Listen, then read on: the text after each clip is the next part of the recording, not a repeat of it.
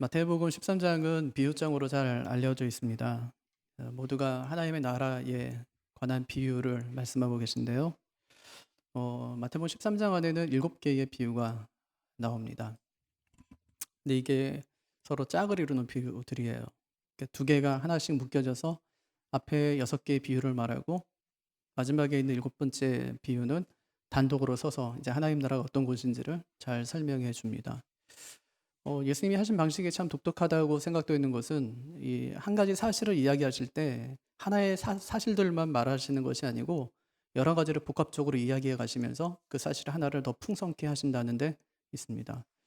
비유가 그렇거든요. 오늘 말씀의 비유는 겨자씨 비유하고 누룩의 비유죠. 요것은 작은 것이 크게 된다. 이 풍성함에 관한 이야기를 합니다. 또 그 뒤에 나오는 비유는 뭐 감추인 보화에 관한 비유, 또 하나는 진주장사의 비유인데 이건 놀라운 발견이죠. 어떤 사람이 땅 파다가 보화를 발견하는 거예요. 어떻게 한대요? 나중에 집에 있는 거 다 팔아가지고 그 밭을 산다. 그렇게 이야기하는 거죠. 그러니까 놀라운 발견. 또 하나는 헌신에 관한 이야기를 하는 거예요. 하나님 나라는 그렇게 놀라운 곳이다. 그러니까 발견한 사람마다 그 나라 위에 헌신하며 산다. 이렇게 이제 이야기하는 것이죠. 그러니까 풍성함에 관한 이야기들을 하는 거예요. 그러니까 앞에 있는 그 이야기, 그러니까 겨자씨의 비유는 이제 작은 것이 커진다. 이 씨가 나중엔 자라서 나무가 된다. 그런 풍성함에 관한 이야기라면 뒤에 나온 누룩에 관한 비유는 침투에 관한 거예요. 물론 뭐 이제 누룩의 역할도 부풀리는 역할이 있어요. 그렇지만 성경에서의 누룩은 항상 죄와 상관이 있기 때문에 하나님 나라를 누룩에 비유하면서 이 그 부풀리는 것에 대해서 말씀하는 것은 어딘가 맞질 않아요. 그러니까 누룩의 역할은 뭐냐면 침투하는 거예요. 어디까지 침투합니까? 거기 있는 모든 것에 다 침투한다는 얘기예요. 그러니까 하나님의 그 나라의 영향력은 미치지 않을 곳이 없다는 것을 잘 보여주는 것이 이 비유라고 할 수가 있습니다. 마가복음에도 비유가 나오거든요. 근데 마태복음만큼은 풍성하지가 않아요. 근데 굉장히 함축적으로 이제 그 비유가 하나님 나라를 설명해 주고 있는데 함축적이라는 것은 그것을 이제 핵심을 정확하게 잘 드러내 준다는 이 장점이 있는 거죠. 그 짧은 만큼 밀도가 높다는 것을 의미하기도 하는 것이죠. 마가복음 4장에 보면 또 이르시되 하나님 나라는 사람이 씨를 땅에 뿌린 것 같으니 그가 밤낮 자고 깨어 하는 중에 씨가 나서 자라되 어떻게 그리 되는지를 알지 못하느니라 그렇게 말씀하거든요. 밤낮 자고 깨서 하는 게 뭐냐면 씨를 심는 일이었는데 그 씨가 자란다는 거예요. 그런데 어떻게 그것이 자라는지 알지 못한다. 그것이 하나님의 나라와 같다. 그렇게 이제 이야기합니다. 여기서 자란다는 말은 하나님 나라의 풍성함을 말씀해 주는 거예요. 자란다.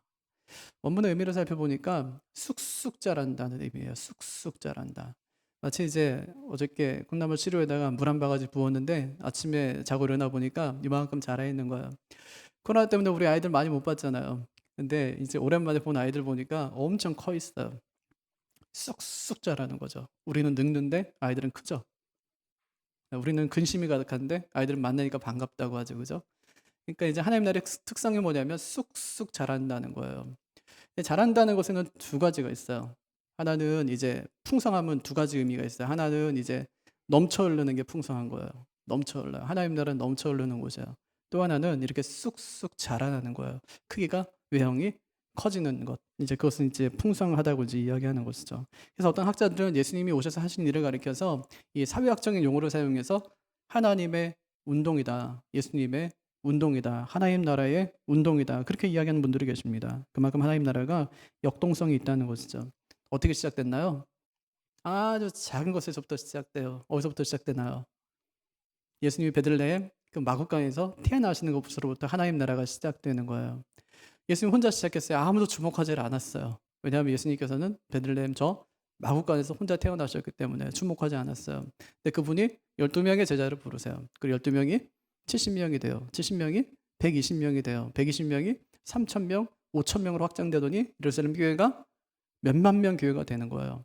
그러니까 거기 더 머무를 수 없었어요. 그래서 이제는 예루살렘에서 사마리아로, 사마리아에서 땅끝으로 어, AD 4세기경에는 거의 이 기독교가 로마 제국을 점령합니다. 그냥 다 점령해요. 313년에 밀라노 칙령 발표하면서 기독교를 국교로 제정하죠. 여태까지 로마가 닦아놨던 모든 길들이 복음을 전하는 길로 다 바뀌게 됩니다. 그러면서 이제 유럽에서 미국으로, 미국에서 한국으로, 우리나라로 복음이 들어오게 되죠. 그래서 이 땅 끝까지 복음을 증거하라는 그 명령이 어떻게 실현되어 가는지, 또 하나님 나라가 베들레헴 그 마국간에 시작된 그 하나님 나라가 어떻게 이 세상 가운데 침투해 가면서 어떻게 확장되어 갔는지를 성경 역사가 우리에게 잘 보여주고 있습니다. 오늘 말씀이 그 말씀입니다. 이 두 비유의 핵심이 뭐냐면 겨자씨는 작지만 나중에 큰 나무가 되고 적은 양의 누룩이 반죽 전체에 침투해서 영향력을 끼친다. 그것이 바로 하나님 나라의 속성이다. 그 말을 하는 것입니다. 이처럼 하나님 나라는 이 원래의 모습이 뭔지를 알 수 없을 정도로 변하는 속성이 있다는 거예요. 작은 씨가 커다란 나무가 될 줄 누가 알았어요? 누룩이 몇 배나 더 큰 덩어리 전체를 변화시킬지 누가 알았겠습니까? 그렇게 이제 하나님 나라는 원래의 모습이 뭔지 모를 정도로 나중에 보니까 와, 이게 하나님 나라였어 하고 이제 확장되는 그런 나라가 하나님 나라임을 잘 보여주고 있습니다. 오래전에 야베스의 기도라는 책을 아마 여러분도 많이 보셨을 거예요. 브루스 윌킨슨이 쓴 책인데 그분이 약 30년 동안 이 설교만 하고 다녔어요. 야베스의 기도, 그 본문을 역대상 4장에 나오는 9절과 10절에 나오는 그 두 개의 본문을 가지고 전국을 다니면서 그걸 30년 동안 전했어요. 그리고 써낸 책이 이 책에 엄청난 반향을 일으켰죠. 우리나라에도 이제 그 책이 들어오고 또 그 이후에 이제 목적이 이끄는 40일 책이 들어오면서 그 책을 만든 출판사는 빌딩 졌습니다. 그 두 책 잘 돼가지고 그만큼 이제 많이 판매됐다는 거예요. 사실 기독교 출판 시장이 굉장히 좁거든요, 우리나라는. 그런데도 이제 얼마나 많은 사람들이 그거를 많이 봤는지, 봤다는 건 뭐냐면 굉장히 영향을 많이 받았다는 것입니다. 그런데 그 책은 야베스의 기도를 정확하게 풀어낸 책은 아니에요. 야베스의 기도를 통해서 우리가 어떻게 하면 하나님께 축복을 받을 수 있느냐를 읽으면 안 돼요. 야베스의 기도가 그런 의미가 아니기 때문에. 역대상 4장을 보면 이거는 족보장입니다. 역대상은 1장부터 9장까지가 족보예요. 누가 썼죠? 잘 모르지만 아마 에스라가 썼을 거라고 생각해요. 에스라가 언제 썼나요? 바벨론 포로 귀환하고 나서 쓴 거예요. 그러니까 1차 귀환은 AD 70년이 끝나고 난 다음에 이제 스룹바벨이 약 5만 명의 사람들을 데리고 1차 귀환을 합니다. 그 다음에 이제 2차 귀환은 에스라가 한 80년 뒤에 사람들을 이끌고 이제 예루살렘으로 들어온 거예요. 들어와서 한 일이 뭐냐면 제일 처음 한 일이 족보책을 기록하는 거예요. 왜 그랬을까요? 지금부터 벌써 70년 시간 지났죠? 그리고 또 80년 시간 지났죠? 150년 전에 어떻게 됐다는 거예요? 완전히 예루살렘이 초토화된 거예요. 주로 이 족보책은 어디에 보관되어 있나요? 이 왕들의 족보책은 거의 성전에 보관되어 있어요. 왜 성전에서 왕들의 족보책을 보관하게 되어 있죠? 하나님께서 뭘 약속하셨기 때문에. 다윗의 후손을 통해서 메시아를 하나님께서 보내실 것이라는 그 예언을 하셨기 때문에 족보는 이스라엘 백성들에게 엄청나게 중요한 거예요. 근데 족보책이 다 훼손되고 만 거예요. 그래서 에스라가 한 일은 뭐냐면 족보책을 다시 복원하는 일입니다. 아담으로부터 시작해서 쭉 이어지는 누가 누구를 낳고 누가 누구를 낳고 누가 누구를 낳았다는 그 족보책이 굉장히 중요했던 거예요. 에스라가 그 작업을 합니다. 1장부터 9장까지 누가 누구를 낳았다는 이야기를 계속 하는 거예요. 그리고 그 10장부터 시작되는 것들은 그 왕들이 어떻게 살았는지, 어떤 죄를 지었는지, 하나님 앞에 어떻게 반역을 했는지, 반역에 관한 역사를 계속 기록하고 있는 거예요. 그 중요한 건 뭐냐면 그들이 반역했음에도 불구하고 하나님께서는 다윗의 후손을 통해서 메시아를 보내겠다는 그 약속을 하나님께 지키기 위해서 그들은 비록 그렇게 부패하고 타락했지만 하나님께서 왕조로 바꿔가는 것이 아니라 다윗의 왕전에 그대로 계속 20명의 왕이 지나가지만 계속 하나님께 유지시켜 주셨다는 이야기를 하고 있는 거예요. 결국 하나님께서는 자신이 약속하신 대로 이 다윗의 자손을 통해서 메시아가 오실 것임을 말씀해 주는 그런 아주 중요한 책이에요. 근데 제일 어려운 게 뭐냐면 역대기 그 앞에 1장부터 9장까지 읽는 게 제일 어렵죠. 근데 그것이 얼마나 중요한 내용인지 몰라요. 근데 그 중간에 위치한 것이 뭐냐면 야베스의 기도예요. 야베스의 기도가 중간을 차지하고 있어요. 4장 9절과 10절이니까 왜 누가 누구를 낳고 누가 누구를 낳고를 계속 이야기하다가 왜 야베스에 가서는 야베스는 고통 중에 이 아이를 낳았고 그 어머니가 이 아이를 낳을 때 너무너무 힘들었고 그렇지만 그 아이는 나중에 형제들보다 굉장히 존귀한 자가 되었고 그가 기도했다 이런 얘기를 왜 그때 이제 거기서 하냐 이제 그런 얘기입니다. 이거 진짜 야베스가 정말 특별하기 때문에 야베스의 기도가 정말 하나님의 응답을 받는 기도이기 때문에 이것을 기록하는 에스라가 그것을 알고 나서 이렇게 기도하면 하나님께 복 받습니다. 땅 차지할 수 있습니다. 그런 얘기를 갖다 이가 하는 것이냐 하는 것입니다. 근데 그렇지 않다는 거예요. 이것이 족보 중간에 나온다니까요. 족보 딱 중간에 나옵니다. 그런데 족보책을 정리하다가 에스라가 야베스에 관한 내용을 알게 된 거예요. 야베스가 기도한 내용을 알게 된 겁니다. 그게 이제 역대상 4장 10절이거든요. 그거 한번 찾아보실래요? 역대상 4장 10절.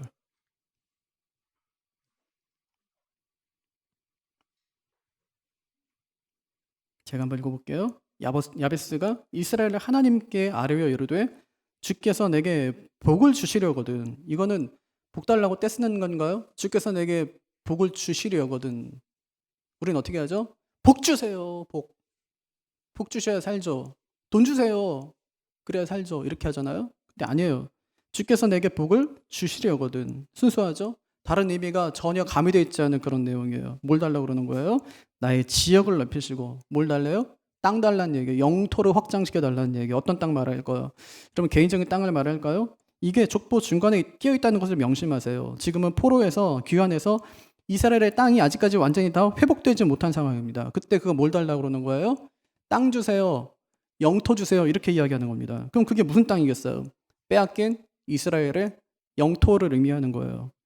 그리고 나서 기도해요. 주의 손으로 나를 도우사. 뭘 도와달래요? 나로 환난을 벗어나 근심이 없게 하옵소서. 여러분 대부분의 성경이 이 부분을 번역할 때 내가 고통받지 않게 해달라고 그렇게 번역을 했습니다. 근데 이렇게 번역할 수도 있지만 히브리 문장을 보면은 내가 남에게 고통을 주지 않게 해달라고 번역할 수도 있어요. 저는 오히려 이것이 문맥에 맞다고 생각해요. 야베스는 어머니에게 굉장히 고통을 주었던 사람이에요. 무슨 고통인지는 모르겠어요. 근데 어머니가 고통을 받았대요. 아마 출생하면서 엄마가 굉장히 힘들었던지 아니면 출생하려고 하는 그 상황들, 그 순간들 또는 그 시간들이 굉장히 힘들었던지 둘 중에 하나. 진짜 힘들어 죽겠는데 얘까지 낳아야 돼요. 그럼 굉장히 힘든 거잖아요. 너무나 힘들었어요. 그래서 이제 이 아이를 탁 낳고 나서 아이 이름을 짓는 거예요. 김고통 이렇게요. 이 고통 이렇게 지어주는 거예요. 얼마나 고통스럽겠어요. 자기 이름이 고통이에요. 그냥 고통. 오 고통. 고통인 거예요. 그냥. 얼마나 다른 사람들이 볼 때 넌 왜 고통이냐 이렇게 할 거 아니에요. 나는 엄마를 낳을 때 너무 힘들게 해서 엄마가 내 이름을 고통이라고 지어줬어. 평생 그렇게 살아가야 되는데 그 아이가 어떻게 됐다는 거예요? 그 아이가 존귀한 자가 되었다는 거예요. 처음에는 비록 고통스러운 존재로 태어났지만 나중에 끝에는 어떻게 됐냐면 굉장히 존귀한 자가 됐다는 거예요. 그래서 그 아이가 기도했다는 거예요. 하나님께. 뭐라고요? 하나님 혹시라도 제가 기도하면 들어오실 거면 저에게 영토를 좀 허락해 주세요 하고 기도해요. 그러니까 기도해서 영토를 얻은 것이 아니라고요.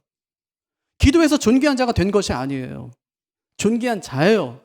존귀한 자인데 그 사람이 기도하는 거예요. 뭐라고요? 굉장히 순수한 의도로 하나님께 기도하는 것이 하나님 이 백성들의 영토를 좀 회복시켜 주십시오 기도하는 거예요. 족보 중간에 끼어있어요. 아직까지 이 영토가 다 회복되지 않은 거 하나님 아시죠? 지금 어떤 상황이라고요? 이제 바벨론에서 막 포로 귀환해서 한 80년쯤 지났어요. 아무것도 회복된 것이 없어요. 이제 150년 뒤에 다시 이제 그 느헤미야가 돌아와야 되는 거예요. 그래서 이제 겨우 한 것이 성벽 짓는 일이에요. 성전도 보잘것없고 아직까지 성벽도 완성되지 않는 그런 나라에 지금 살아가고 있는 거예요. 그때 이 존귀한 자인 그가 이제 하나님께 기도하는 거죠. 하나님 이 백성들의 땅을 하나님의 영토를 좀 회복시켜 주십시오 하고 기도하고 있는 거예요. 그러니까 야베스의 기도를 정리해 보면 하나님께서 아브라함에게 약속하셨던 영토를 회복시켜 주셔서 더 이상 이 백성이 고통당하지 않도록 해 주십시오 하는 기도를 야베스가 지금 하는 것입니다. 그래서 이 기도가 족보 사이에 등장하는 것이고 그 뒤로 등장하는 많은 왕들을 통해서 하나님께서 메시아가 오시는 길을 어떻게 예비하시는지를 보여주는 것이 이 기도의 내용이라는 거예요. 그러니까 야베스의 기도는 내 지경을, 내 지역을, 내 땅을 넓혀달라는 그런 얘기 아닙니다. 하나님 나라를 회복시켜달라는 그런 기도죠.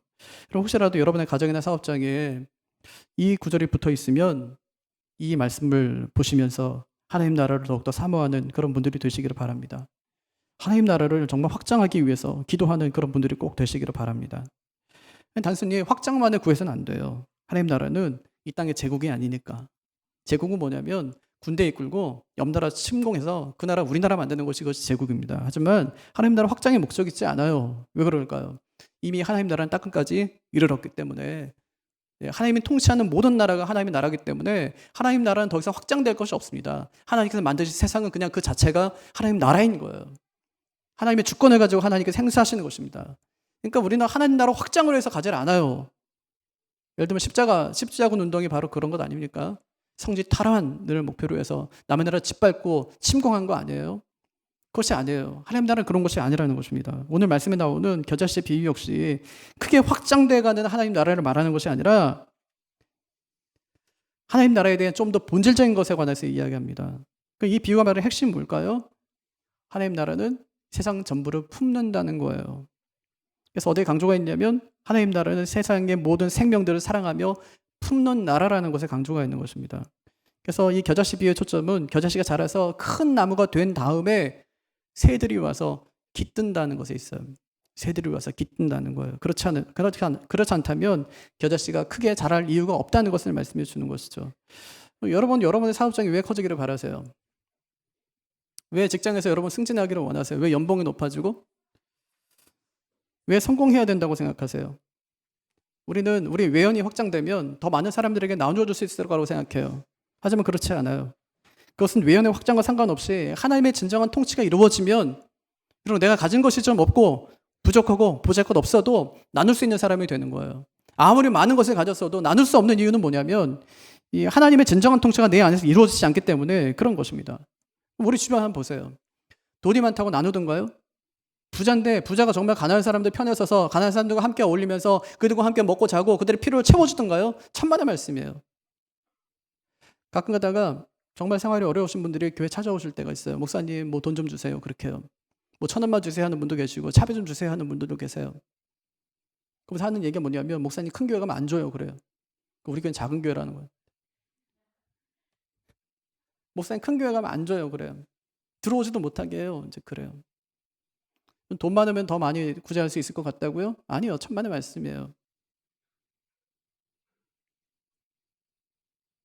하나님 나라는 외연이 커지는 것이 아닙니다.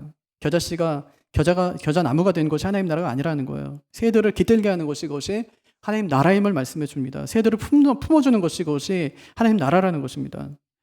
오늘날은요, 참 다른 사람을 품는 게 힘든 세상이 되었어요. 이게 전부 빈곤의 심리 때문에 그렇다는 겁니다. 빈곤의 심리.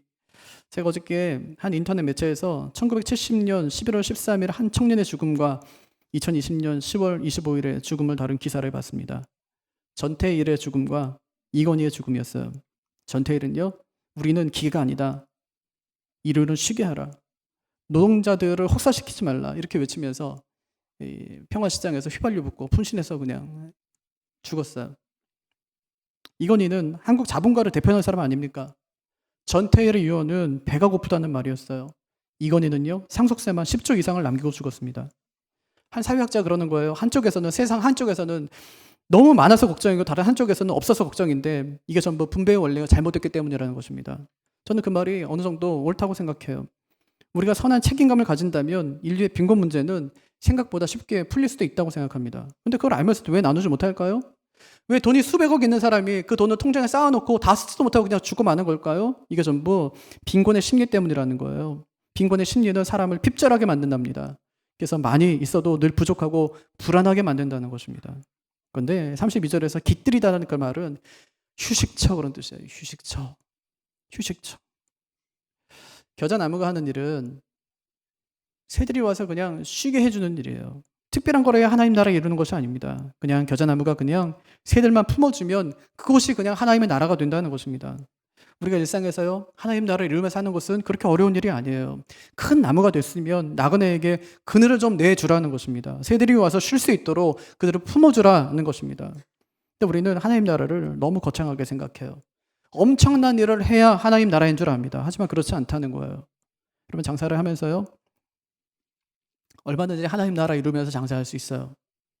내 가게에서 30명이 정말 기분 좋게 먹고 산다면 그것이 하나님 나라예요. 혼자 잘 먹고 잘 사는 건 그건 하나님 나라 아닙니다. 이건 분명히 내 건데요. 이거를 다른 사람과 함께 공유하며 사용하는 거예요. 당신들도 얼마든지 누리라고 하는 것이 그것이 하나님 나라라는 것입니다. 그럼 하나님 나라는요, 전부를 품는 나라예요. 사랑하는 사람만 사랑한다면 그것이 무슨 하나님 나라겠어요. 사랑할 수 없는 사람을 사랑하고 용서할 수 없는 사람을 용서하고 변명하지 말고 정말 가장 낮은 자리에서 살아가면 그것이 하나님 나라를 사는 사람이라는 것입니다. 여러분의 가정이 그리고 사업장이 그리고 우리 교회가 그런 하나님의 나라가 되기를 바랍니다. 품고 싶은 사람만 품는 게 아니라 누구든지 품어낼 수 있는 그런 은혜가 저와 여러분에게 있게 되기를 바랍니다. 그것이 겨자씨 비유가 보여주는 하나님 나라의 특징이에요. 두 번째 비유는 누룩의 비유입니다. 누룩. 부풀리는 거죠, 누룩은. 누룩은 양이 적어도 덩어리 속에 있으면 전체로 부풀립니다. 그러니까 이 비유도 어찌 보면 앞에 있는 비유처럼 그냥 적은 것이 크게 만드는 그것처럼 보입니다. 하지만 그렇지 않다는 거예요. 왜요? 누룩은 죄를 상징하기 때문에. 누룩은 좋은 이미지로 사용된 예가 성경에 없습니다. 근데 우리 주님께서는 누룩을 하나님의 나라의 비유로 하십니다. 어떤 의미로 말씀하신 걸까요? 33절을 보면은 누룩의 양을 말씀하지는 않으세요. 양이 중요한 건 아니라는 거죠. 핵심은 뭐냐면 누룩을 밀가루 속에 넣으면 밀가루 전체가 영향을 받는다는 것입니다. 여기 보니까 밀가루 서말이라고 그렇게 이야기하죠. 한 말은 18리터랍니다. 그러니까 한 말이 어느 정도냐면 그냥 밀가루 20kg짜리 한 포대 생각하면 되실 것 같아요. 근데 몇 포대라는 거예요, 지금? 3포대 있다는 거예요. 거기다가 누룩을 좀 넣었다는 것입니다. 이게 얼마나 많은 양이냐면 어떤 분이 써놓은 게 주석책에 보니까 밀가루 3포대 정도면 성인 남자가 40명이 하루 3끼 일주일 동안 먹을 수 있는 양이랍니다. 일주일 동안 성인 남자가 하루 3끼 밀가루 먹을 수 있는 그 양이래요. 너무 많이 먹는 거 아닌가 싶긴 한데 아무튼 그렇게 양이 많다는 겁니다. 그렇게 많은 양이라는 거예요. 근데 중요한 것은 뭐냐면 이렇게 엄청나게 많은 밀가루가 있는데 거기다 밀가루에다가 누룩을 넣었더니 그 누룩이 밀가루 전부를 부풀겠다는 것입니다. 이것이 핵심인데 이것은 누룩의 확장성을 이야기하는 것이 아니라 누룩의 침투성을 이야기하는 것입니다. 누룩이 어디든지 가서 다 침투해버린다는 것입니다. 누룩은요, 부풀림 못지않게 엄청난 침투력도 있다는 것입니다. 누룩은요, 크게만 부풀리는 것이 아니라 전체 덩어리에 급속도로 침투해서 완벽하게 전체에게 영향을 끼친다는 것입니다. 근데 하나님 나라가 그렇다는 것이죠. 하나님 나라는요, 이 땅에 거침없이 침투해서 영향력을 발휘하는 힘이 있습니다. 하나님 나라는요, 지금까지 엄청난 속도와 엄청난 힘으로 세상 속에 침투해 오고 있었습니다. 적어도 지금까지 그랬어요. 하나님 나라는 지금까지 거침없이 세상 속에 침투해 갔습니다. 하지만 언제부턴가 하나님의 나라를 침투하는 것을 막아서는 세력들이 생기기 시작한 것이죠.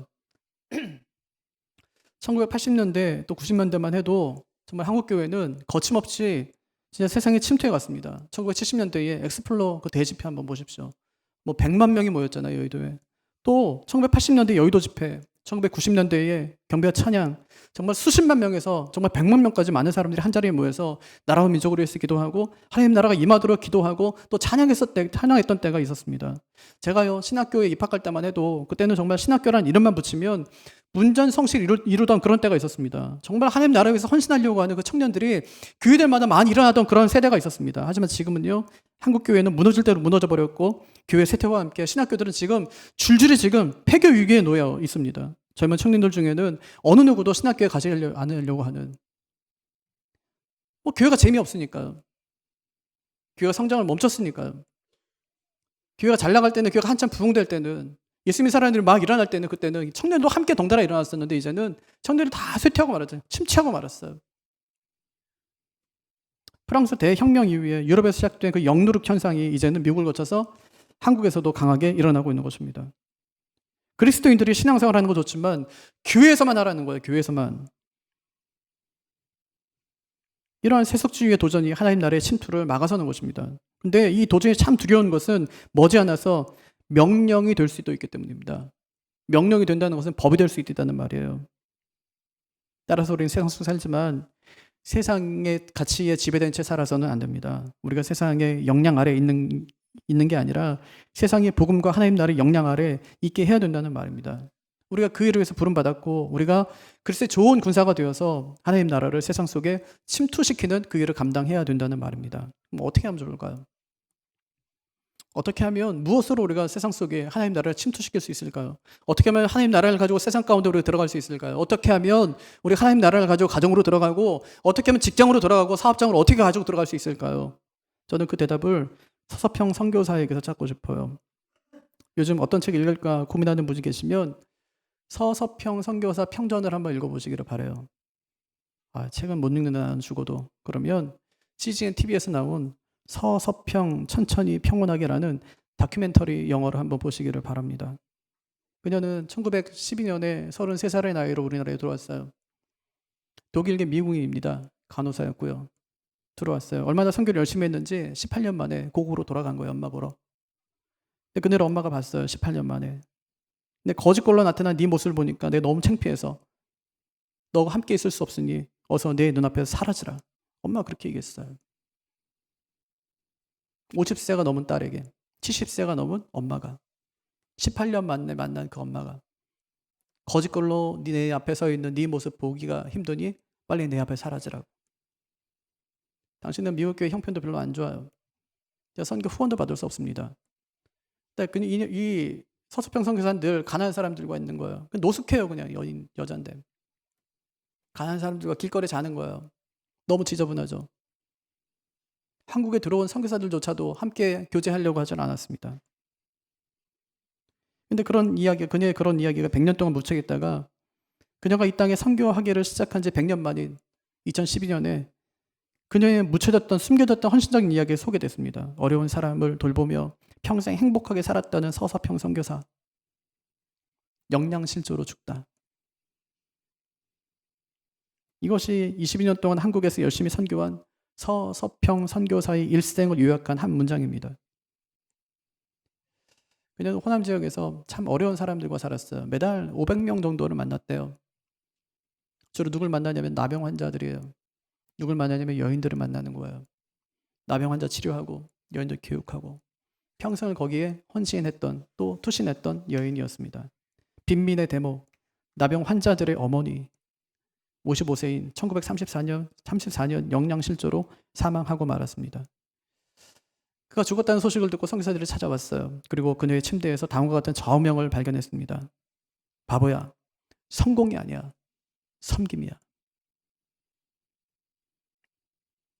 1926년 그 선교사님이 한 기자와 인터뷰를 한 적이 있습니다. 그때 서서평 선교사가 이렇게 자신을 묘사했어요. 사랑스럽지 못한 자를 사랑스러운 존재로 만들고 거칠고 깨진 존재를 유익하고 아름다운 진리의 그리스도인으로서 단련된 생명체로 만들고자 하는 것이 나의 열정입니다. 자기가 이 땅에 왜 왔는지를 한 문장으로 잘 설명해주는 글이라고 할 수 있습니다. 주님의 이름으로 조선을 섬긴 행복한 선교사. 그가 바로 서서평 선교사였습니다. 바보야, 성공이 아니야, 섬김이야. 하는 그녀의 좌우명은 누룩과 같이 침투해가는 하나님 나라에서 쓰임받는 사람이 어떠해야 되는지를 우리에게 잘 드러내 보여줍니다. 그러면 세상에서는요, 섬기다가 만약에 죽었다, 굶었다, 영양실조 죽었다, 이거는 뭐 굉장히 어리석은 사람이에요. 엄마조차도 썩 꺼져 이럴 정도로 굉장히 어리석은 일입니다. 하지만 하나님 나라에서는 자신의 성공만을 위해 사는 사람이 아니라 이렇게 다른 사람을 위해서 헌신하고 섬기며 살아가는 그 사람이 주님께서는 큰 자다 그렇게 말씀하십니다. 주님께서 말씀하셨어요. 허리에다가 수건 두르고 하신 말씀이 누가 큰 자냐고 묻는 제자들에게 섬기는 자가 큰 자다 그렇게 말씀하십니다. 하나님 나라의 핵심은 외형에 크게 있는 것이 아닙니다. 전체에 미치는 선한 영향력에 있습니다. 그 영향력은 성공이 아니라 섬김이라고.